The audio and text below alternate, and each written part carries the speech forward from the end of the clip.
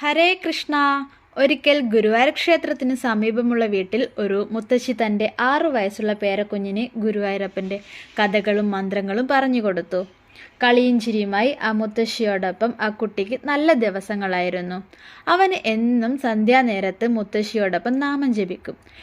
എന്നാൽ 15-ാം വയസ്സിൽ ആ കുട്ടിക്ക് ഭഗവാനോടുള്ള ഭക്തിയൊക്കെ പോയി കൂട്ടുകാരുടെ കൂടെ കളിക്കാൻ പോകണമെന്നുള്ള ചിന്ത മാത്രം.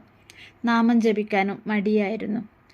എന്നാൽ മുത്തശ്ശിയെ വിഷമിപ്പിക്കേണ്ട എന്ന് കരുതി അവൻ ഭക്തിയുണ്ടെന്ന് കാണിക്കാൻ ദിവസവും ക്ഷേത്രത്തിൽ പോകുമായിരുന്നു. പക്ഷേ പുറത്തു നിന്ന് തൊഴുതു പ്രാർത്ഥിക്കും. ശ്രീകോവിലിനുള്ളിലേക്ക് ഒരിക്കലും നോക്കാറില്ലായിരുന്നു. മുത്തശ്ശിയുടെ മരണശേഷം അവൻ തനിച്ചായതുപോലെയായി. ഒരു ദിവസം അവൻ വലിയൊരു അപകടത്തിൽപ്പെട്ടു. വീട്ടുകാരും കൂട്ടുകാരും ബന്ധുക്കളുമില്ലാതെ അവൻ ആ വേദന സഹിച്ചു കിടന്നു. അപ്പോൾ ഒരു അശരീരി ശബ്ദം അവൻ കേട്ടു. ദേ, ഞാൻ ഇവിടെയുണ്ട്. പെട്ടെന്ന് അവൻ കണ്ണു തുറന്നു ചുറ്റും നോക്കി. ആരെയും കണ്ടില്ല.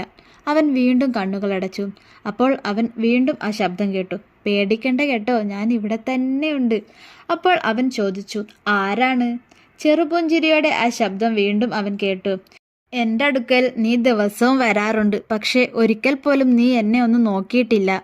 അപ്പോൾ അവൻ മുത്തശ്ശി തന്നെ ചെറുപ്പത്തിൽ മടിയിലിരുത്തി നാമം ചൊല്ലിയതൊക്കെ ഓർമ്മിച്ചു.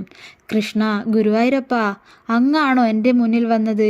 വിശ്വാസമില്ലാത്ത എൻ്റെ മുന്നിൽ അങ്ങ് വന്നു.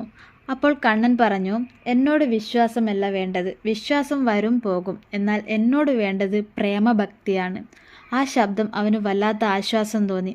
അന്നു മുതൽ അവൻ ഗുരുവായൂരപ്പൻ്റെ വലിയൊരു ഭക്തനായി മാറി. എന്നും ഭഗവാനെ കണ്ടു തൊഴുതു പ്രാർത്ഥിക്കാൻ ദിവസവും ക്ഷേത്രത്തിൽ അവൻ പോകുമായിരുന്നു.